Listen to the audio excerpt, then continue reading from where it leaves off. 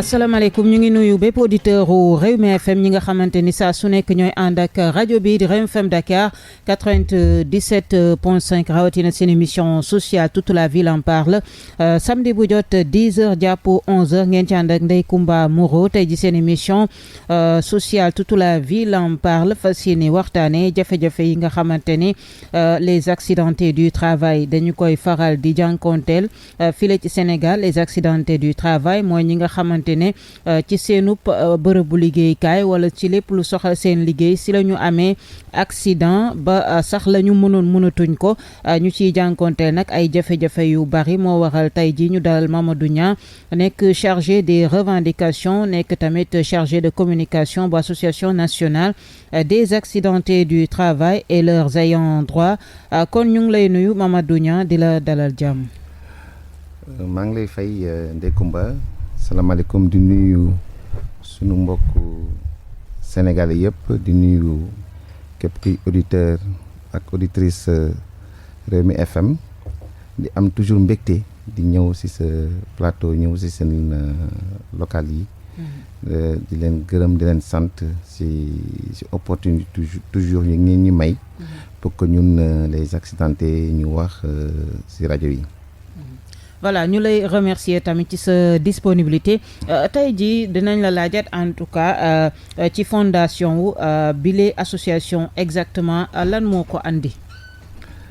jërëjëf Ndeye Comba si question boobu nga may ma d'abord aussi tout d'abord ma remercier votre rajo. Parce que dinaa ko faral di wax naa ko si benn plateau de télé dama naan rajo bii Rewmi FM moo njëkk a may ñun les accidentés de travail ici au Sénégal ñu wax sunu doléance wax sunu soxla teg na aussi mu def benn déclic si sunu ambition pour que ñu mën a toppatoo war a mën a wax si problème accidenté de travail ici au Sénégal donc maa ngi lay gërëm à mon nom au nom de tous les accidentés du travail ñu ngi lay gërëm di la sant. c'est normal c'est normal parce que suñ liggéey rek la ñuy def. parce que dafa nekk d'accord mais dafa nekk loo xamante ni dafa sensible. et que li may wax rek tout le temps ñun accidentés yi surtout les femmes ñoo ñuy gën a yërëm.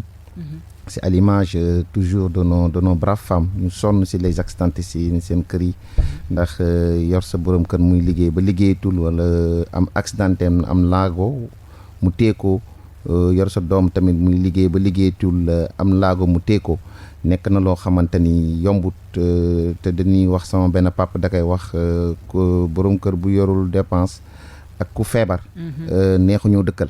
donc te ñun nous sommes des personnes yoo xamante ni comme on dit nous sommes tout le temps malades parce que nous travaillons nous sommes tout le temps en contact avec les médecins dañuy dem ay rendez-vous tout le temps donc ñu ngi lay gërëm côté boobu moom ñu ngi lay gërëm di la sant gërëm la rédaction bi rek gërëm aussi ci occasion bi à tous les journalistes aussi yi nekk Sénégal parce que ñu ngi leen di woo ñu ngi ñuy woo donc ku lim da ngay juum donc ñu ngi gërëm de la sant si opportunité yi ni ngeen ñuy may pour ñuy mën a exprimer wu. c'est tout à fait normal suñu liggéey la ñuy def. d'accord merci jërëjëf ayca waaw fondation wu association bi naka la ñëwee exactement. effectivement c'est association bi ñu ngi ko créé en 73 donc ñu am ay mag yu may wax tout le temps yu am valeur xam seen bopp.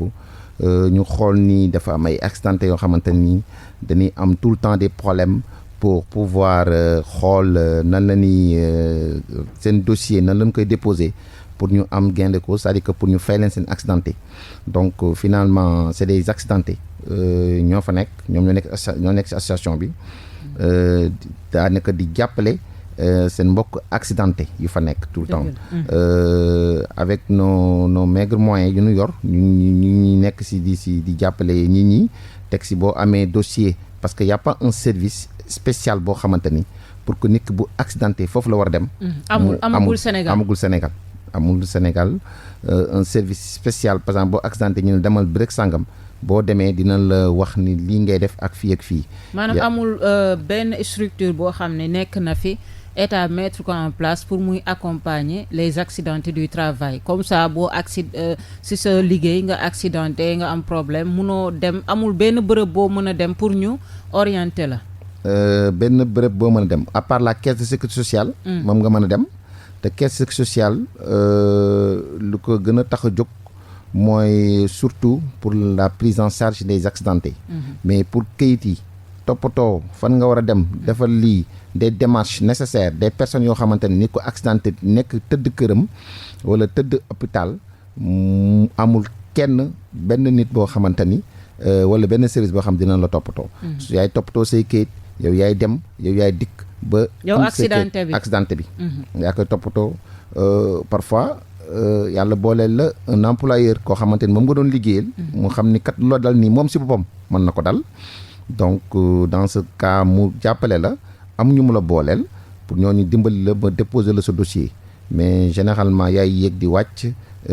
dañ koy am tout le temps des réclamations des plaintes des gens yoo xam dañuy accidenté ñoo xamante ni sax actuellement c'est des amputés ñoo xamante ni actuellement ñi dañoo perte seen jëkkër ñoom ñooy yéeg ñoom ñooy dem ñoom ñooy dugg parce que foofu laa bëggoon ñëw am na xeetu accident yoo xamante ni est-ce que bu ko nit ki amee mën na lijjantil ay boppam dossier pour mën a rentrer ci ay droits am mënu ko moo tax généralement c'est très compliqué pour ñun parce que l'employeur moom boo defee accident dans les 48 heures rek moom daf koy déclarer moom am passé employeur mooy ku lay jël di liggéey moom il a des personnes yoo xamante ni ñu ngi nekk ci wetam dina leen wax ñu toppatoo dossier bi daal di koy déposer moom bu déposer après fan lay déposer dossier bi caisse de sécurité sociale pour wane ne am na accident de travail bu ko déposer pare na ci bu fekkee employeur bi aussi déposer wu ko dans les moins de 48 heures Ndeye Comba finalement yow yaa koy déposer sa bopp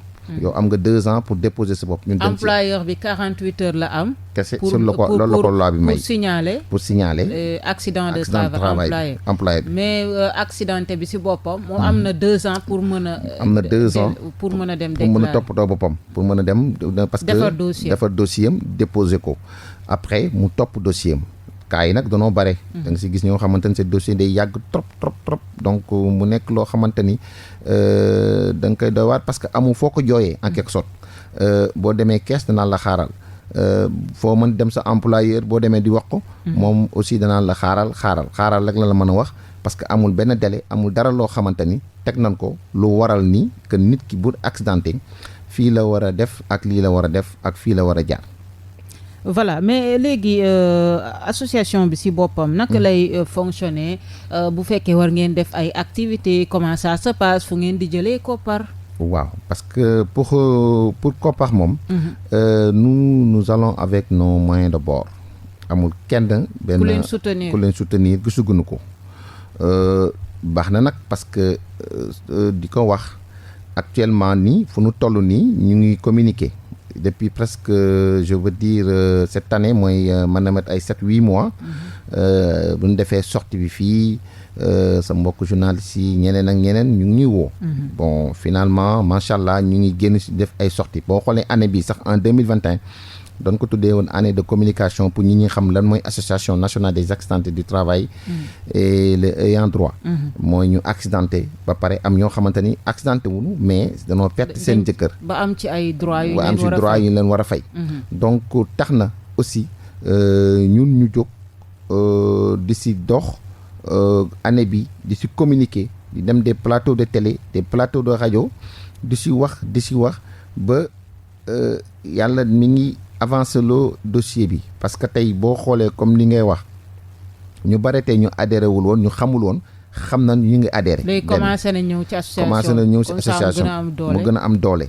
teg si encore bu fekkee da nga am accident mën nga ñëw vers nous parce que sur des plateaux de télé on a pu donner nos téléphones nit ñi ñu ngi ñuy woo. te ñu ngi regroupé wu. comme ça yéen ngeen mën a orienter noonu comme que amul benn structure bu leen orienter un accidenté du travail. effectivement ñu leen di orienter te lu ma si xaw a gën a jaaxal. nekkate c'est beaucoup de jeunes qui ont fait des accidentés de travail. ndaw yi bari na trop ndaw yi def accident ñi perte seen loxo ñi perte seen tànk amuñu écoute. je me dis y a quelqu'un boo xamante ni Mbaye Gueye mi ngi liggéey MDS. ba mu njëkkee dégg nee na problème accidenté dafa tiit dafa am benn boum du cœur parce que nee na mosul dégg ñuy waxu association boobu mosu ko dégg ci àddina donc ak ñeneen ku mel ni loo bari nan mosu ñoo dégg lu wax mel noonu mais ba ñu dégg nit di ko wax. ñoom ils sont allés vers cette personne. toog waxtaan ak moom comme on dit remontée psychologique boobu rek. donc ne nekk na loo xamante ni je pense que am na solo trop si accidenté parce que ñun comme ni ñuy laajte ñun bëgguñu ku ñu déglu bëgguñu ku ñu yërëm ku ñu yiir pour xam ñun ñooy nen ak ban problème lañ am ak lan la noonu war a toppatoowee. parce que loolu moo tax suñu association bi aussi avec les moyens de bord ñu ngi gis nit ñi. teg si encore bu la yàlla dimbalee ba nga accident bu la yàlla nattoo. ba nga accidenté boo ñëwee vers ñun dina la wax papier yi ngay jaar dina la wax suñu booy adhéré nii ngay adhéré. que 1000 francs nga joxe nga jënd carte. boo jëlee ñu jox la sa numéro te bu la joxee sa numéro aussi tax na aussi yow bu fekkee da nga am problème boo mënti am loo mënti def loo mënti bëgg. en tant que accidenté dina la jàppale dina la dimbali. te mu toll waaw orienté la mu am lu mu si bëggoon wax teg si. Ndeye Comba est-ce que xam nga ni depuis que ba ñuy def di communiquer. ñu accidenté wu sax man créé naa benn page Facebook. dama am beaucoup de personnes yoo xamante ne dañoo aimé page bi dañoo bokk. parce que c'est pas des accidentés. parce que on dit que tout travailleur est un accidenté en sursis. accidenté ça peut arriver accidenté jommul kenn. te lu si doy waar mooy fii Sénégal. da ngay xëy yor sa oto assuré ko. yor sa kër assuré ko jël say doom yóbbu école même léegi école da ngay assurer les élèves mais yow sa bopp assuré woo sa bopp. amoo assurance. non maa ngi wax ak tous les travailleurs du Sénégal. kan moo mën a génneel ni ma sama assurance a ngi nii que maa ngi liggéey fii que su ma defee accident wala su ma defee choc wala su ma dàqee wala sama amee sama problème ak sama patron fii laay lii leen may fay wala lii ak lii. alors que boo génnee dawal sa oto boo defee choc. di nga xam fii nga jëm pour ñu fay la. mais liggéeykat yi nekk Sénégal fii kan nga gis ni moom lu ngi liggéey mu jàpp ni que bu liggéeyee bu defee accident dinañ ko toppatoo. à part nos veillants militaires mooy les veillants soldats ñoom. macha allah ñoom aussi côté boobu dañ leen di jël en charge mais surtout ñu nekk ci côté privé bi je les demande loolu ñu gën ko bàyyi xel. képp ku def accident amoo benn assurance. bu dul laa dem caisse de sécurité sociale te caisse de sécurité sociale lu mu mën si yow lu dul jël la. faj la bu paree si yow pare na si yow. jox la rente bu fekkee chaque 3 mois mu jox la ko chaque weer loolu la mën si yow munul doo am prise en charge pour yow doo am prise en charge pour say doom. léegi accidenté parce que dinañ ñëw si prise en charge bi. mais accidenté du travail bi nga xamante ni caisse de sécurité sociale mi ngi koy jël en compte mooy ki nga xamante ni employeur am daf ko déclarer. il faut que ça soit clair voilà. waaw il faut ki que ñu déclaré il faut ñu ki déclarer am contrat. buñ ko déclaré wul. du ko mën a jël en charge. moom donc bokkul ci yooyu. déedéet bu ñu déclaré c'est-à-dire que accidenté bu ñu déclaré moom moo mën a bokk si. ki nga xam ne employeur am da ko déclaré ni que moom liggéeykat la. que moom mi ngi si moom utal ko numéro utal ko lépp kooku moomu mën a bokk si. moo mën a bokk si kii bi si ak moo mën a am numéro. bu amee accident de travail. pour ñu dem pour ñu xool dossier am naa mais ñeneen ñi bokkuñu am naa cas yu mel noonu. une femme boo xamante mais est-ce que yéen a ngi xeex pour ñooñu parce que ñu bëri ñu ngi ci entreprise yi di liggéey ay at amuñu contrat déclaré wuñ leen tamit dañuy xëy def benn accident seen carrière yam fa ñu dem toog duñ am benn prise en charge. effectivement ñu ngi si xeex ñu ngi siy wax moo tax ñu demander refonte code de sécurité sociale. parce que boo gisee employeurs yu bare tey ñi ngay gis tey c'est-à-dire que ñuy liggéeykat am doole. lu leen neex def seen employé liggéey loola ba nga xëy mu accidenté mu xëy seen la sànni la dàq la si biti. parce que code bi moo ko may. code bi amul fenn foo xamante ne dañ ni employeur bi. bu fekkee liggéey nit ki ba accidenté da nga ko war a jël nga fay ko temps wala da nga xool salaire am ñaata la doon tool nga fay ko. amul ci code bi déedéet code de sécurité sociale amu ko. code de sécurité sociale donc mooy tax ñu bëri accidenté yi di ñàkk seen liggéey. parce que code de sécurité article 113 114 dafa wax ni employé dafa am obligation rek pour def ko. loolu la wax mais waxul ni bu ko defulee teg daan dinañ ko ko teg amul benn daan. te loolu dafa nekk loo xamante ni dafa doy waar parce que moo tax tey travailleurs yi bare employeurs yi bare moo tax tey liggéeykat yi bare tey Ndeye Comba am doole. ci seen liggéeykaay. ba lu leen neex def. jël nit ku liggéey ki ba accidenté nga jël ko sànni ko si biti te du la wàññi dara te loolu lu may wax. mën na dal ku nekk exemple laa lay wax génn naa benn plateau de télé y a maintenant 1 mois. waaw y a maintenant 3 mois de moins. ma génn ma wax si quelqu'un m'a appelé pour me dire il est de Kaolack di ma macha allah gis naa sa kii bi mais li nga wax dëgg la parce que man dama nekk si benn liggéey boo xam dafa am risque qu'est-ce que je dois faire. ma am comme ko ni ko léegi da ngay essayer gis seen DRH nga wax ak moom. teguñu si une semaine le gars il a fait un accident ñu dagg loxoom. actuellement tane na sax mi ngi këram mais dafa xool ni même ba muy demuy defi soin moom mooy yóbbu boppam moom mooy paasal boppam. donc l'entreprise s'est dégagée complètement de lui mu nekk lu doy waar loo xamante ni moom mi ni day xaru ji. man ko déet ñun ñëpp dal nañu mais ñu ngi gëm yàlla parce que ñu Sénégal am nañ force boobu dañoo gëm yàlla. loolu moo tax loo xamante ni la mën na dal ku nekk imagine kooku ba mu may woo dalu ko. ba muy wax ak man dalu ko. mais mi ngi jàpp ni mën na ko dal. mën na ko dal ba mu ko dalee aussi gis ko lu mu mujjee. mais imagine kooku mu tey mu amoon ay prise en charge au niveau de la banque. tey mu waroon takk jabar parce que am na ko ñu dal noonu koo xamante ni suñu compatriote Abdoulaye Gueye dafa waroon takk jabar. affaire bi dal ko. donc loolu yëpp mu leen di mu nekk loo xamante ni ñun accidenté yi dañ koy dund.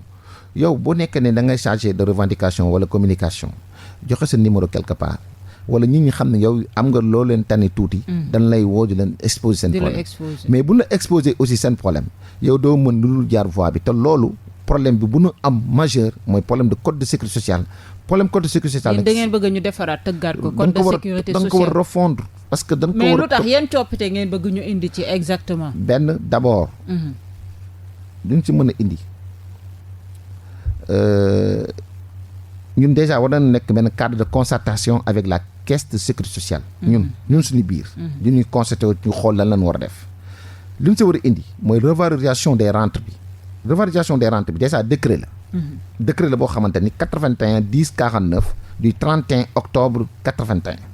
mais ñun pour ñu jot ko dañ koy demander. jotuñu ko ba léegi. ba sànq ba may ñëw des gens m'ont appelé pour me dire que mais ñaa suñu revalorisation yi c'est chaque 2 ans xam nga revalorisation retraité yi sax demande la mu jaar fii président bi taxaw ni non dañu war nii mais ñun décret la c'est-à-dire que c'est la loi ñun jusqu'à présent directeur caisse de sécurité sociale le ministre du travail ba léegi joxuñu suñu revalorisation des rentes ñu ngi toog di xaar Ndeye Comba est-ce que xam nga ni ñun am na ñuy fay ko 14 000 francs par 3 mois. par 3 mois ñu fay la 14 000 francs par ñetti weer. di fay ko 17 000 par 3 mois am na veuve yoo xamante ni perte nañ seen jëkkër yoroon seen kër ñu ngi fay ko par ñetti weer 30 000 35 000 loolu yëpp dañ ko war a xool te donc loolu code bi moo ko mën a defal. Ndeye Comba est-ce que xam nga ni ñun ñu bare si ñun te leen dàq te loolu code bi moo leen mën a sécuriser mosoo gis soldat bu liggéey ba tànkam dag ñu dàq ko. te pourtant. dinañ ut fu ñu ko jéem a dugal. dina ko ut fu ñu ko jéem a dugal teg si encore pourtant les mêmes médecins yi ñoom ñoo ñuy faj on a les mêmes dossiers les dossiers médicaux yi ñu am même dossier la. même dossier même médecin bi amputé kii mooy amputé clé. te teg si ñun ñooy bokk sax parfois ay lal yow hôpital. mais boo génnee yow 1 an sa employeur woo la ndax la dina la dama lay defal lii ak lii demal nga toog nga dem toog ba léegi ba sànq mu dàq la. loolu code bee ko ma defar teg si encore Ndeye Comba ñun benn médecin la na am caisse de sécurité sociale pour toppatoo nous les accidentés y a le cas de Makhari. yow nekkoon nga si moo tax ñu lay gërëm di la sant yow. mën na ni yaay sunu yaay ñun les accidentés mën na la tuddee yaay booy. parce que sonn nga si ba Makhari xool génn na àddina. courant masse ko nekkoon cas bu métti. cas bu métti yow gis nga ko courant masse ko. muy accidenté ñu mënul liggéey ñu bàyyi ko mu dem ba mujj tey mi ngi noonu tey faatu na dégg ko même njabootam. pour ñu jot rentam mënuñu ko jot. c'est un problème c'est tout un problème mooy rentam mooy salaire am bu mu doon fayee ko caisse de sécurité sociale. pour ñu jox ko soxnaam ay doom te doon liggéey. ñun dañoo accident lu waa ji di wax accident du dal ku nekk liggéeykat lay dal. du dal benn yaafus wala benn affaire accident du dal ku nekk de. waaw moo tax am na sama benn paa bu mu koy wax souvent nee na ma accident du ku nekk lay dal. mais imagine loolu ñu kii ko teg si encore. suñu ñu war a kii y a ce qu'on appelle le certificat de remariage. pour suñu jigéen ñoo xamante ne seen jëkkër dafa décédé dañ ñoom amoo droit defaat beneen mariage. boo ko defee dañuy dagg sa rente c'est-à-dire dañuy dagg sa salaire li nga doon fayeeku si li nga jotoon am yow ak say doom d'accord comme ça nga amoon benn rente booy fayeeku. waaw après nga génn àdduna. waaw sa soxna. mu dawal 1 an 2 ans. waaw amaat beneen borom kër. waaw rente bi dañ koy dagg. dañ koy dagg même boo amee beneen rente dox ma rente même ngay liggéey. am salaire. xëy accidenté. bàyyi fi jabar ak doom. sa jabar ak sa doom nag mu nekk lijjanti bu metti pour ñu mën a jot pour ñu mën a jot ñu dem ba jot si mais ñun ay jullit lañ jigéen dafay amaat beneen jëkkër. léegi mu ne ci code bi dañu non amoo droit am beneen jëkkër parce que boo amee beneen jëkkër rek. dañuy dagg salaire bi dañuy dagg rente bi. te loolu dafa dal jigéen ñu bari tey. léegi ñu bari tey mujj nañ marié ñemewuñu déclarer. seen mariage parce que suñ ko déclarer ñàkk te teg si encore da nga war di indi chaque année. nga indi certificat de non remariage. que marié woo. boo ko indiwul. certificat de non mariage chaque année foog nga indi ko. il faut nga indi ko pour wane yow. pour wane yow célibataire nga ba léegi. sinon boo ko indiwulee dañuy dagg sa rente xale yi. bu fekkee xale yi ay danoo feebar xale yi amuñu fu ñu fajoo. boo accidenté teg si xale bi bu fekkee dañ koy fay buñ koy fay di ko fay ndékkumba ba benn instant mu dem ba am. 18 ans. dañ koy arrêté. non 22 ans sax lañ koy arrêté. 22 ans mais am na lu gën a yéeme loolu ndey kumba. xale bi bu fekkee dafay jàng da nga war a indi chaque année da nga war a présenter certificat de scolarité pour wane xale baa ngi jàng pour ñu mën ko fay. te dafa am ñoom caisse de sécurité sociale seen ay école yoo xamante ni ñoom moom lañ reconnaître boo ko amulee foofu doo ko am. benn deuxièmement ndey kumba ma tegaat si lu yéeme. bu fekkee xale bi dafa dem ba léegi jàngatul. mu war a dem defi apprentissage. fan lay defee apprentissage dans si koñ lay dem di apprentissage mécanicien wala dara. kooku il faut mu indi certificat d'apprentissage. mais mécanicien bi nekk fii à côté. fu muy jëlee certificat bi loolu mooy xale bi d'ici 1 an bu commencé bu bàyyee jàng rek automatiquement. dañuy dagg moom lu mu doon am si rentre yaayam. te day nekk ay somme yi xaw a dëgër nag. da ngay gis benn jigéen boo xam ne da doon am 150 000 par 3 mois. mu xëy rek. jot 50 000 te du nga ko wax de. amul avisé amul dara dañuy ñëw rek ñu wax la mu ne waa qu'est-ce qui se passe texte encore rechute yi ñoo xamante ne dañoo feebar. man may liggéey accidenté am amputation loxo wala tànk mais da ngay am beneen instant da ngay am leneen luy métti si yow. parce que guddi doo nelaw. comme li daloon Maxari. dara ñoom ñoo xamante ni courant bi mi ngi si. jigéen ñu bare tey wala accidenté yi bare tey bu ñu accidenté. bu ñu demee ba si biir dañuy am yeneen séquelles yi génn si ñoom séquelles yoo xam daf ko fay bàyyi. mais boo ko séquelles yooyu boo ñëwee caisse sécurité sociale du ko médecin bi du ko jël en charge du ko sax toppatoo teg si lu gën a graaw. maanaam séquelles yi lijjantiwul loolu yëpp te loolu yëpp lu si danger bi mooy. ñun ñu dalee ñun accidenté mën na mën a dalee tous les travailleurs. donc moi je me dis que est-ce que les travailleurs sont en train de mesurer ce qui se passe sur problème code de sécurité sociale. parce que tout travailleur da nga war a nekk si ñaari code yi code de sécurité sociale. ak code du travail. mais ñun même suñu délégué yi ñoom pour ñoom lépp code du travail la rek. mais alors que code de sécurité sociale. dafa am solo. ci liggéeykat dafa am solo ci liggéeykaay bi. day tax liggéeykat bi gën a sécuriser boppam. day tax liggéeykat bi gën a xam fu mu jëm te dina ko dimbali ci lu bare bare. te man loo ma ci jaaxal nag. léegi société bu jóg ni RSE. oui RSE responsabilité sociétale d'entreprise. tout ça te loolu pour man lu njëkk RSE lu njëkk ci loolu mooy yow nga toppatoo nit ñi. RSE d'abord mooy sécurité de tes employés. RSE mooy nga xool les accidentés lan ngay def ci ñoom. man entreprise ba ma nekkoon dañuy wax naan RSE Grand Moulin mais yeneen société aussi dañuy def ay séminaire ñoom ñu ñëw wala nga leen di gis ne net bi ñuy wax ay RSE alors que ñoom ils ont licencié des accidentés de travail. ñu fay nekk di liggéey ils sont pas en sécurité.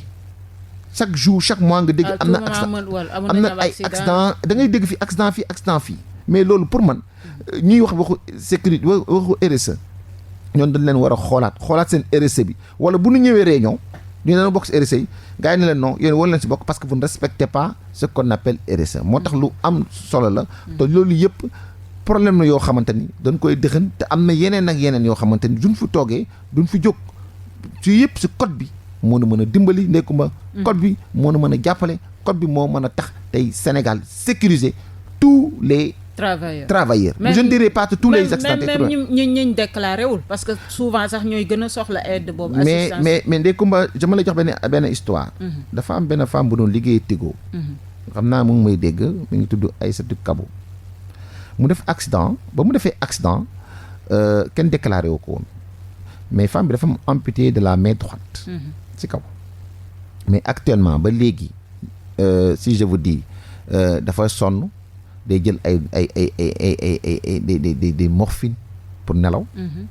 teg si encore dafa def opération parce que dañoo def raté si opération bi mais ba léegi ba sànq elle était obligée ba ñu demee benn plateau de télé ñu invité ko foofu mu nekk foofu di wax bay jooy.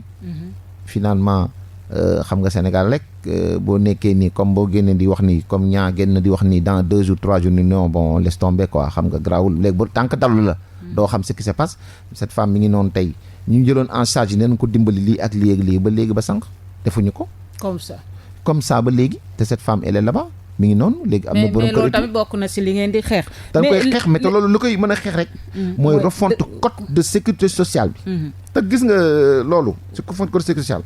war na soxal képp kuy liggéeykat. moo tax est-ce que syndicalistes yi ñu ngi leen di jàppale carrément si parce que tamit syndicalistes yi fi nekk liggéeykat yi war nañu jàpp si lii. parce que li ñuy wax lii mën na dal ku nekk. mais Ndeye Comba loolu moo tax. mu yéeme xam nga syndicalistes yeeg délégués yi. pour ñoom code de sécurité sociale amul code de travail moo am. kese pour ñoom boo mënee nekk délégué da ngay xam ne code du travail di wax moo tax léegi. travailleurs yi dana commencé yeew. dafa am des cabinets yoo xamante ni c'est des avocats. ñoo xamante ni man Jané ku ma woo dinaa la jox ñoo xamante ni c'est des gens yoo xam dañ lay sécuriser ku mel ne maître Ndoye et tout ça. c'est des gens yoo xam dañ lay sécuriser les travailleurs parce que dañ ko jàng ils vont plus aller vers les délégués. déedéet boo amee problème tu vas aller vers eux parce que ñoom dañoo jàng code de sécurité sociale ak code du travail. parce que ñaari ñoo ànd. parce que ñun tey imaginons ñun normalement tey ko war a nekk devant la scène nous les délégués. parce que ñun foo leen doon cotiser suñu check-off. ñun képp kuy liggéeykat dem ba am rente da nga dem ba am numéro caisse sécurité doon nga am foo doon cotiser. mais foo nga doon cotiser léegi ànd ni ñoom dañuy taxawee fële jëla seetaan donc te loolu nekk na loo xamante ni mën na dal ku nekk. maanaam dama bëgg a xeex bi ngeen di xeex nii tey. syndicalistes yi fi nekk. di xeexal liggéeykat yi. droit des travailleurs. waroon nañ leen dooleel. pour li ngeen bëgg ñu mën ko def. mais ñoom ñoo ñu waroon dimbali ñoo ñu waroon jàppale. mais gisuñu maanaam jël xeex bi def ko ñoom tamit seen xeex bopp parce que ñoom seen xeex la. teg si encore lu gën a yéeme mooy. Ndeye Comba même bu fekkee ñoom seen bopp sax ñoom seen bopp lu ñu dal ñoom seen bopp mën na leen dal. mën na dal seen njaboot. ñoom ñoo ko waroon jël comme tu dis. boole ko ci seen plan de revendication. boole ko ci leen lépp pour waxal les accidentés de travail. donc c'est l'occasion pour ñu gërëm le président de la République son excellence monsieur Macky Sall. lu mu wax ci yéen. du ma politicien nag. j'ai l'habitude de le dire. wax naa ko ci benn plateau man awma sax carte politique xëy na dinaa ko am après parce que ñu bari ñu ngi naan mooy mais il faut que ñu adhéré ci benn parti politique ñu ngi wax sax ñun les accidentés war nañ adhéré pour ñu mën a am ci député boo xamante ni au minimum assemblée il va parler de nous parce que depuis 1973 dañ gëj a wax problème accidenté de travail à l'assemblée 1973 ba léegi 73 amul benn député bu taxaw assemblée ni assemblée lii ak lii ak lii ak lii je le défie ku nekk na taxaw bu fekkee député taxaw na wax ko te ñoom si boppam si biir mën nañ def ay accidenté ñoom seen biir am nañ seen ay njaboot am nañ seen ay rakk yi def accidenté ba finalement temps yi le ministre du travail wax problème accident de travail yàggul te ba mu siy wax sax waxoo sa accident de travail dafa ñu doon liggéey ba seen moo tax c'est pour l'occasion foofu ma gërëm notre président monsieur Macky Sall parce que le président lu mu si wax ñun ba nu génnee wax problème accident ba mu ñëwee fii wax def plateau de télé commencé expliquer ñu bind suñu wax mais finalement le président de la République monsieur Macky Sall le 3 novembre 2021 en conseil des ministres il a donné l'urgence au ministre du travail de s'occuper adéquatement le problème des accidentés de travail mu nekk benn buum du kër boo xamante ni ñun dafa ñoo neex lool xam nga Ndeye Comba naa wax Ndeye Comba moom may wax di nga ne mais kii mën na Ndeye Comba parce que Ndeye Comba sama am jabar tudd Ndeye Comba maa ngi koy nuyu en passage ak sama doom donc voilà loolu moo tax maa ngi leen di nuyu sama famille bi yëpp gis nga Ndeye Comba le 3 boobu ba ba mu waxee loolu ñun dañoo kontaan regroupé wu on l'a même écrit une lettre au président. def vidéo def lépp génn télé pour sant ko gërëm ko parce que lu ñu mës a xeex la pendant des années loo xam mosuñu ko wax tey ñu wax problème accidenté yi. donc mu nekk loo xam ne président wax ko réagir si wax si macha allah. affaire bi neex leen daal neex na trop. jox institution ministre ñun ñu bind ministre bi. xaar ni yaakaar naa ni kat bu président waxee. dinañ exécuter non mais dans les man de yaakaaroon naa bu président waxee bu subaa gars yi nan ñu woo. parce que mun ñu def ni dañuy refonte code de sécurité sociale que dañuy wax problème accident de travail te woo ñi yaakaar naa balaa nga naan naam ne fa. di nga woo ña fa di nga war ñi ko nekk si nekkoon dégguñu ko. ministre bi ñu bind ko dégguñu ko mu dem dialogue social jam ñaajo ñibbisi le président de la République encore en conseil des ministres waxaat le 1er décembre encore waxaat ni nañ wax problème accidenté ni ministre bi toppatoo problème accidenté yi jox ko si ni ko carte l'égalité des chances bourse yeeg tout ça boole ko si pour code de sécurité sociale bi ñu refonte ko le plus rapidement pour ñu defaraat ko pas pour nous les accidentés seulement mais pour tout le monde parce que pour tous les travailleurs parce que lu doy waar la parce que duñ ci wax ba léegi dégguñu ko dem na assemblée ni moom daal commencé na ko mu ngi si liggéey bu paree ñu xool ni mu koy jox le ministre du travail Samba Sy ba léegi dégguñu ko loolu la wax ba léegi déggoo leen ko ba léegi dégguñu ko tontuwul suñu bataaxal gisuñu ko dem naa fi benn jour le secrétaire son secrétaire général ni ma wéy le ministre dafa occupé temps yi gis na seen audience après dina leen tontu man en tant que chargé de revendication et communication gisuñu dégguma dara suñu président suñu secrétaire général ba léegi dégguma ni wax na si dara dékkumba le 10 lu si gën a kii nag mois de janvier bi passe le 26 bi passé conseil des ministres encore ministre président waxaat ni ko ministre bi yaa xeeti moo laay yow finaliser sa dossier encore pour nekk une troisième fois pour ñu liggéey pour liggéeykat ñëpp am sécurité yow nga am jàmm man nga am jàmm keneen am jàmm même le président si boppam sax moom si boppam code bi da ko régir moom day liggéey mais dara ñu ngi toog di xaar ba léegi boobu ba léegi amul te yaakaar naa nag xëy na dossier bi avancé bu ñu jógee fii si rajo bii comme yaa nu porté woon bonheur ba nu ñëw fii wax mu commencé ba réagir ñëpp wax yaakaar naa suñu jógee fii moom si boppam dinañu woor le plus rapidement possible pour wax suñu problème pour dimbali ñu jàppale les accidentés ndax soxla nañ ko accidentés yi sonn nañ accidentés yi jaaxle nañ amuñu fu ñu jëm accidenté caisse de sécurité sociale lañ am caisse de sécurité sociale daal di jël ce qu'on appelle des cartes biométriques jox ñu ko cartes yooyu déjà pour ñu fayee ko c'est tout un problème parce que carte yi da ngay dem gab bi dox na doxut léegi booy fay ko le 2 ngay fay ko le 3 te accidenté yi le premier nga doon fay ko mais imagine ko am par 3 mois 15 000 16 000 francs nga ñëw ba fen ba 3 mois yi jot nga war a jot sa astut ñu naan ko xaaral tey suba man gis naa koo xamante ne mi ngi jógee ba kilomètre 50 ñëw fii di fayee ko ba mu ñëwee amul sax paas moi j'étais obligé ma jox ko paas ñëw xale yi nag surtout des jeunes xale yi sonn ñu doon liggéey ñu dàq leen ñoo xamante ni socialement seen kër tas na takk jabar bu ndaw am doom bu ndaw xëy accidenté am na ñoo xamante takk nañ jabar ay xale yu ndaw ba léegi xamuñu suñu nekkee entreprise yi nekk fii bu ñu xëyee naan dañuy def ay publicité bu ñu xëyee naan dañuy inaugurer ay hôpital bu ñu xëyee naan dañuy def loo xamante ne yow mu leer ni nii defuñu ko Abdoulaye Gaye il est parmi nous AIBD la doon liggéey dem na foofu AIBD si je vous dis que le 8 décembre dañ doon inauguré aéroport bi si la ubbi woon le 8 décembre Abdoulaye Gaye defoon day xaru ji ce 8 décembre la mu ne moom dafay xaru ji y a un médecin qui est à l'hôpital principal lu tax mu ne woon dafay xaru ji parce que danoon accidenté foofu dafa liggéey foofu ñu accidenté ñu dàq ko ñu defal ko benn départ négocié fekk ko 5-6 millions te CDI la ma ñu dàq ko mi ngi ni taxawal ba léegi mu ne moom day xaru ji mais yàlla dimbali na ko je me dis que dafa am benn médecin bu koy suivre psychologiquement à l'hôpital principal benn psychiatre moom moo ko déjoué waxtaan na moom ni ko détourné ko bu dugg si yooyu ba finalement yàlla dimbali ko mu toogaat mais actuellement il souffre mi ngi si àll bi maanaam les accidentés du travail ñu ngi jànkoonteel jafe-jafe yu metti te loo xamante ni man lu ma si tiit lu sama benn waay di wax loo MDS doon liggéey nee na ma man ñaa lu may tiit man xale yi accidenté wu laa gisul mais tey à l'instant égal à tey am na ko accidenté de travail mais anam nan lay mujjee surtout les jeunes amul kenn koo xamante di nga dox te temps yi njëkkee boo accidenté li ñuy wax sa affaire baax na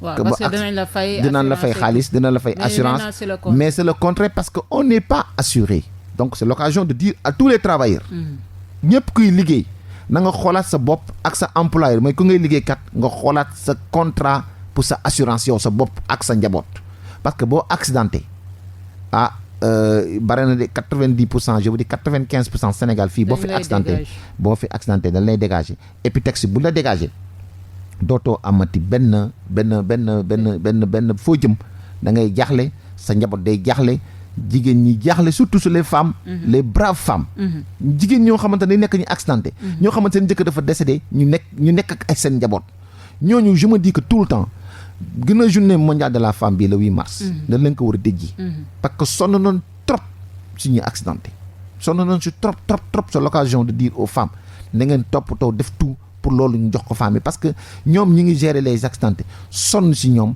jaaxle te amuñu fu ñu jëm amuñu fu ñu ko jooyee teg si encore société bi dañ lay rejeté parce que ma defee accident rek ñu ne bon xam nga voilà quoi kii na teg si encore dafa feebar wala am na handicap wala dafa kii wala léegi dafa commencé mécontent dafa soxor wala dafa lii dugg na fii wax la ay wax yoo xamante ni boo amulee tuuti ngëm dootoo mën a bokk da ngay yaakaar ni tu as un problème donc j'ai dit les accidentés vous n'avez pas un problème lenn ngeen am da ngeen doon liggéey accidenté ñii perte seen tànk perte seen loxo mais vous avez la dignité te am ngeen fulla am ngeen fayda da ngeen continuer ñu mobiliser wu tout le temps pour que ñu mën a jàkkaarloo pour que code bi le plus rapidement possible monsieur Samb si taxaw si refondre ko mën na ko il a les moyens boo demee fee direction du ministre du travail y a plus de 5 wala 7 directeurs yi fa nekk ba da ngay dugg si direction bi da nga naan fii directeur fii directeur de la protection directeur de recrutement directeur yooyu yëpp pour man wax dëgg yàlla taf mën nañu defar dossier bi xoolaat ko woo ñu war a woo ñun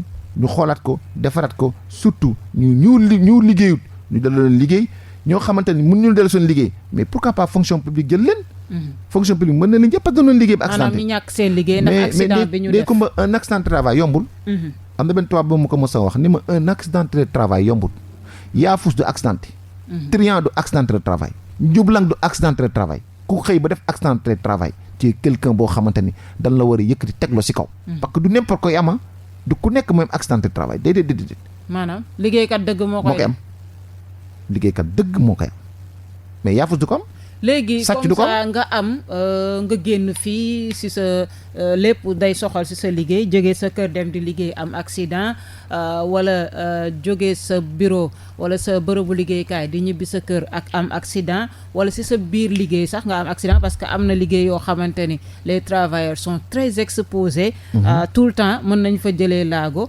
léegi bu fekkente ni affaire bi am na automatiquement surtout peut-être comme ñii liggéey ci yenn feer yi weñ yi nga jékki am machine boo xam ni dagg na sa loxo wala sa tànk wala comme li daloon maxari di liggéey ci courant mas ko automatiquement travailleur bi kan moo koy jël en charge yóbbu ko hôpital faj ko ba mu nga xamante ni dina mën a jóg liggéeykatam automatiquement ku koy liggéeyloo moo am droit def loolu sur le champ moo ko war a jël en charge mais ñun def nañ benn émission sur ñu ngi koy nuyu au passage muy kiñ déclaré ak kiñ déclaré wu ku ñu déclaré ak ku ñu déclaré wut yëpp parce que nit ki boo xasee ba liggéey rek c'est-à-dire que da nga koy déclarer caisse de sécurité sociale wala déclarer wu caisse de sécurité sociale wala nga nekk en voie pour déclarer ko mais donc boobaa caisse de sécurité sociale du ko jël en charge bu fekkee bu ko déclaré wul moom c'est-à-dire que bu loolu cotiser caisse de sécurité sociale du ko jël en charge. non mais sur le champ pour frais médicaux yi kan moo koy gérer. l'employeur moo ko war a jël en charge. parce que mënoo jël mais caisse de sécurité sociale parce que après c'est pour les droits. non après c'est pour les remboursements. parce que automatiquement boo accidenté à 10 heures. lépp loo xamante nga def accident rek. à partir de 10 heures rek lépp loo xamante ne dugg nga ci régime accidenté de travail. léegi caisse de sécurité sociale moo lay jël en charge. mais si saa si. en urgence c'est ton employeur. moom mooy jël en charge de la toppatoo mais après il va être remboursé par la caisse de sécurité sociale. d'accord bu ko déclaré moom la mu ci def daañu ko rembourser. da nga ko koy rembourser lépp ba pare fay continuer di fay même yow sa bopp li nga si jot a def. normalement dañ la ko war a koy fay. dañ la ko war a fay par force. parce que loolu la code bi wax loolu ay loi la. parce que nous constitution bi protéger les travailleurs noonu la protéger les accidentés. parce que nous sommes des accidentés de travail. mais moom bu fekkee gaañu nga tey nii rek. ñoom dañ la war jël en charge loolu mooy problème bi. parce que léegi bu fekkee état bi bu fekkee ñoom jël na en charge. dégg nga lu si yéeme mooy. da ngay xool ni ñoom léegi les employés ni ngay gis noonu. comme su dee employeur jël en charge maanaam yow yaay faj sa bopp da lay négliger. am ñoo xam da lay négliger imagine ko loo xam dagg. loxoom moo dagg. exactement ñu toog pour yóbbu ko hôpital ñu toog xaar lu mat 5 heures de temps ñu koy wërale ay hôpital ñu koy wërale fu nekk mu xam fa dem ba perte sang directement pratiquement lu ko desee bareetul. tuuti moo des dafa dugg nañu yëgal ko bloc préfusé ko parce que ñooñu dafa am ñoo xamante ne dañ ko dund. même la presse internationale sees noonu te wax na leen ko. TV5 ñëw na bés ñun la voix de l'Amérique ñoom ñëpp dina ñëw ñu wax ko pour que nit ñi xam ce que nous vivons et puis ñoom ils sont vraiment étonnés. réalité comment se fait-il non ay liggéeykat di accidenté. te nee na waxuñ sax chômeur mais ñuy liggéey. waaw ba accidenté c'est te lu ma femme bi waxoon ne ma journaliste bi mais nii mais ça se passe seulement au Sénégal la ma wax. que yéen ngeen am accidenté que nit am yéene di ko dàq.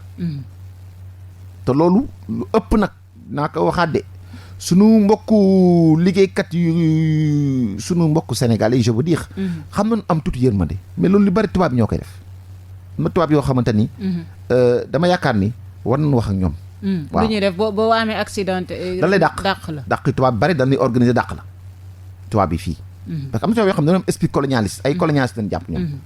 waaw ñoom dañu jàpp ni ñoom esprit boobu la ñuy ñëwee dañuy ñëw fii Sénégal sax genre. mais loolu fii lañ koy defee. fii lañ ko ñemee def exactement. fii lañ ko ñemee def. mais ñemewoon ko def feneen. parce que ñu am na ñoo xamante ni sax man j'ai vu une femme day accidenté njël ko dimbali ko ut ko fu mu nekk. di ko toppatoo di dem këram et tout man j'ai vu quelqu'un boo xamante ni moom accidenté son patron nee na daf mu ñàkk xaritam day ñëw chaque 2 jours chaque dimanche mu jaar këram jaar ak moom ànd ak moom dem mais tubaab bi ñoom. comme je dis ay dañoo am esprit de colonialiste te loolu dara waralu ko lu dul suñu mbokku yeneen nit ñu ñuul ni ñu leen di jàppale te loolu ragal naa loo xamante ne ñoom ñu koy jàppale sax loolu mën na leen dal. léegi temps bi bareetul sax juste 5 minutes moo ñu dese. lan ngeen fas yéene def pour président Sall. li mu wax. ñu def ko ñu appliquer ko. pour l'instant. waaw lan mooy seen plan d'action. suñu plan d'action ñu ngi regroupé wu. pour xool le plus rapidement possible. nan la na mën a def. pour que le président de la République mën a jël suñu en charge parce que année bii. di ngeen def ay sitting parce que am na benn année boo xam ni ça m'a touché 1er mai ngeen ñëw def seen sitting le message est passé. benn 1er mai la woon def seen pancarte bind carrément jafe-jafe yi nga xamante ni les accidentés ñu ngi koy jànkonteel. effectivement day ko est-ce que fas yéene ngeen def comme genre sitting yu mel noonu. marche ainsi de suite sensibiliser nit ñi. et surtout les travailleurs. ñu ngi si. actuellement nii année bu nekkoon bi année de communication pour ñu xam comme mooy accidenté yi ak qu'est-ce qu'ils font lan mooy seen liggéey léegi comme loolu passé na année bi tey année bi année d'action la. moo tax ñu démarrer lii dinañ dénoncer dinañ wax pour ministre bi le plus rapidement possible comme jox na ko ay institutions. suñu président jox na ko ay institutions. donc na jóg si ñun le plus rapidement possible xam naa ne day lundi incha allah. dina taxaw si ñun ba duñu yegg foofu sinon incha allah dinañ taxaw te dinañ wax si waxu sitting bi dinañ wax si waxu accidenté yi te lépp dina nekk loo xamante ni Sénégal ñëpp dinañ dégg parce que jot na foo xamante ni. pour sécuriser tous les accidentés et tous les travailleurs qui sont au Sénégal parce que pas ñun rek mais c'est pour tous les travailleurs qui sont au Sénégal. Juste 2-3 minutes comme que da nga yëngatu ci doon nga liggéey si comme meunier naka gisee côté social li nga xamante ni mooy prix du pain bi nga xamante ni dafay am hausse tout le temps yow ban xalaat nga si am. Ndeye Comba prix mburu mi warul yokk. la baguette bi warul yokk non xam nga loolu dama si sawar a wax tuuti. moom fekkoon amu temps mais bon. la baguette sociale. c'est ça qu'on appelle une baguette sociale 150 francs lay jar partout dans le monde. boo demee Mali feneen foo loolu lay jar amul benn gouvernement bu taxoon day yokk prix mburu bi lan moo xew dafa am benn tubaab bu tudd Franck Bavard. moom moo ñëw Sénégal créé AMIS en 2015. ba mu ko créé AMIS daf ko créé def ni association des meuniers industriels du Sénégal. te amul benn meunier bu si bokk. industriel du Sénégal te amul benn meunier. amul benn non c'est des patrons c'est des directeurs ñoo créé seen association seen biir. mais amul y a pas un seul meunier moi je suis meunier de formation. je l'ai fait pendant presque 20 ans. Ndeye Comba man personnellement j'ai mal quand j'entends association des meuniers man j'ai fait 5 ans de laboratoire. 5 ans comme meunerie. dans un laboratoire boo xam affaire yu meunier dem nekk ci kaw dans les moulins di daw pendant plus de 10 ans. donc nekk chef de production. donc xam naa bu baax la mooy farine gis nga baguette de pain bi. farine bi représenté wu sa 10% pour vous dire farine bi représenté wu dara par rapport ak gasoil bi main d'œuvre bi yooyu ñoo ci gën a compliqué. léegi la moo ci gën a grave mooy dañoo xëy benn jour rek ñoom ñu xam ni comme gars yi ñu ngi Sénégal ñu ngi waaj a yëngal. Franck Bavard boobu jël amisam boobu. parce que c'était le 17 septembre. Oui. le 17 septembre la gars yi génn place de l'Obélisque pour wax Franck Bavard daal di le 15 septembre daal di génn ni ñoom dañuy arrêter livraison de farine loolu la mu njëkk a def. mais imaginons Franck Bavard moom lan la ko état bi defal état bi Franck Bavard bi indee bateau blé. Ndeye Kumba. da ko jox quai bi port pour moom kese. keneen quai de bateau. bateau bu mu fekk day dem. Franck Bavard defal ko ay installation ñu defal ko installation yoo xamante ni kenn defaluñ ko kenn fii au Sénégal. pour mu indi blé jox ko ay magasin au port yoo xamante ni jofuñu ko kenn muy indi blé bi di ko indi ba biir usine am te du utiliser un seul camion. Franck Bavard boobu moom la ñuy jël ni day defar farine te farine ligne de production bi ñu ko defar matuñu 50 personnes. Franck Bavard boobu état bi defal ko dindi ko taxe douanière taxe la ko dindi. mu coûté ni 7 milliards. taxe douanière mu dindi ko TVA sur produit bu muy jaay parce que mi ngi produit bu muy jaay fii Sénégal produit bu muy jaay mooy la farine. mooy bu defaree farine ba pare. mais bu ko defaree imagine bu ñu dindee taxe bi Ndeye Comba ñu dindi ko taxe douanière bi ça coûte au Sénégalais. 33 milliards par an. taxe yi parewul yooyu yëpp ñu dindi ko yooyu yëpp. taxe encore mu taxaw ni xëy rek fay usine fay livraison am. te moom mooy defar produit am di ko yóbbu di ko jaay. amul benn magasin. moom kenn amul benn mosoo gis magasin farine fii. foo xamante ne benn Sénégal moo koy jox directement moo koy jaay. moo koy jaay directement les boulangers. Franck Bavard amul benn intermédiaire. kon sénégalais du si lekk dara. bañ na ko léegi livraison bi boo xamante ne ay sénégalais ko def suñu mbokk saret du si am dara sax. dafa ut ay motoom. moto boppam yoo xam ñoo ko koy defar te moo ko defar te loolu dara ko loolu parce que moom teg si encore moom mooy directeur général bi. am directeur administratif boo xamante ni tubaab la financier administratif et tout loolu moo tax. boulanger yi teg si duñ si am dara parce que boulanger yi dañ ne yokkoon na leen tey. ba nu yokkale encore mu gën a métti encore foofu xoolal imaginons mu arrêté usine bi def pression état bi Franck. ba finalement nu mu mujjee état bi daf ko yokkal fariñam. mu koy coûter 11 milliards par an. moom la nga ko yokkal. léegi boulanger ils sont obligés yokku tamit. ñu yokk prix mburu mi bu ñu yokk xam boulanger ñaar la 8 millions de baguettes. 8 millions 73 milliards lay nekk par at. donc imagine loolu yëpp ñun ñu koy dund si suñu économie di ko dund. parce que gis nga. donc c'est anormal tolluñ fenn fu ñuy yokkee mburu mi Sénégal parce que gis nga ñun on a les chiffres on a les parce que lu tax ñu yokk mburu parce que dañ ni lenn moo tax ñu yokk ko dañ ni kii bay yokk blé bi. mais on a les chiffres blé bi musul atteindre 300 tonnes 300 euros par tonne ñun dañ ko xam teg si dañ si am ñu ngi si liggéeyal je défie tout le monde je défie tous les meuniers je défie les patrons minoteries nan ñëw débat télé wala dara ils ont trompé le président de la République ils ont trompé le ministre ils ont trompé ñëpp ba tax finalement te ñu mujjee tey ñu ngi nii mburu maa ngi nii cher na Sénégal yaa ngi sonn jigéen ñi sonn te loolu moo tax gis nga problème mu ces histoires d'élection là lu gën a daane élection locale c'est la bokk de xam nga tax parce que mburu c'est le volet social c'est vital xam nga pour la nga bëgg mburu Ndeye Comba ñu ñëpp mburu la ñu ferele mburu la ñu ferele suñu doom yi ñëpp moo tax ñu bëgg mburu te finalement léegi xool leen ñu nu mujjee léegi metti na élection yaa ngi nii jaxas suñu réew la bëgg te boo xoolee ñu ñëpp am nañ problème te lu si gën a jaaxal lu si gën a graaw mooy ñu si liggéey dama koy wax amuñu si dara gis nga boulanger yi lu ñuy liggéey amul dara parce que techniquement luy tax ñuy am farine ñuy am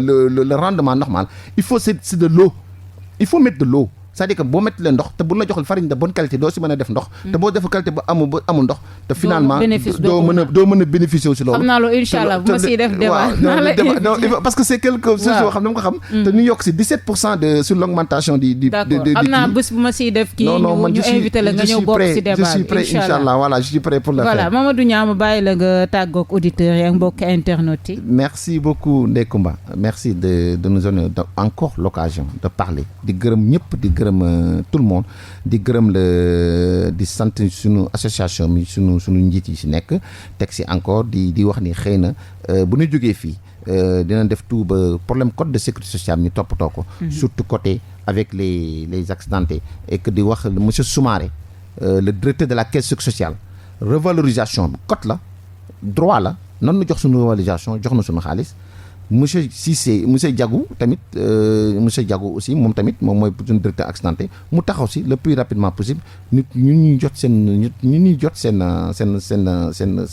kii seen revalorisation parce que soxla nañ ko te nekk na loo xamante ni c'est très urgent. merci beaucoup ñu remercier ko bu baax a baax Mamadou Niang chargé des revendications ak communication bu association nationale des accidentés du travail du travail plutôt et de leurs ayants droit ñu koy remercier ci disponibilité am ak leeral yi nga xamante ni andi na ko ñu leen di remercier yéen tamit suñuy auditeur ak tamit suñuy internaute ba samedi prochain incha allah ci beneen émission beneen thème ak beneen invité jaa ngeen jëf.